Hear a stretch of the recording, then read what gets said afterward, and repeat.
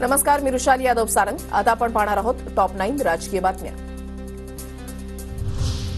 ठाण्यामध्ये आनंद आश्रमामध्ये नोटा उधळल्याचा प्रकार। ठाकरे गटाचे जिल्हा प्रमुख केदार दिघेंकडून व्हिडिओ ट्विट। दिघे साहेबांच्या समाजसेवेचं पावित्र्य नष्ट केलं, नाव न घेता केदार दिघे यांची शिंदे गटावर टीका। एक व्हिडिओ ठाण्यातील दिघे साहेबांच्या ऑफिसमधनं सगळीकडे व्हायरल होताना निर्देशनाला आणि ठाणे शहरामध्ये आणि ठाणे जिल्ह्यापासून घेऊन महाराष्ट्रामध्ये अनेक जणांनी मला फोन केला।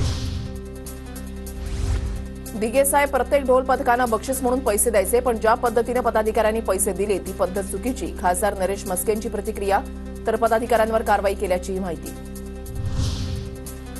ठाण्यामधल्या आनंद आश्रमातील घटनेवरून पवार गटाचे जिल्हाध्यक्ष सुहास देसाईंनी माफी मागितली। खारकर आळी शक्तीस्थळी भेट देत स्वर्गीय नेते आनंद दिघे यांची ठाणेकरांच्या वतीनं माफी मागितली। जेपी नड्डांची आज फडणवीसांच्या सागर बंगल्यावर बैठक। अमित शहांनंतर जेपी नड्डा विधानसभेच्या तयारीचा आढावा घेणार। पितृपक्षानंतर भाजपच्या उमेदवारांची पहिली यादी जाहीर होण्याची शक्यता। एकनाथ शिंदे मुख्यमंत्री व्हावेत ही माझी इच्छा, केंद्रातील वरिष्ठ जसे सांगतील तो महायुतीचा मुख्यमंत्री होणार। मुख्यमंत्रीपदाच्या चर्चांवर मंत्री शंभूराजे देसाई यांची प्रतिक्रिया।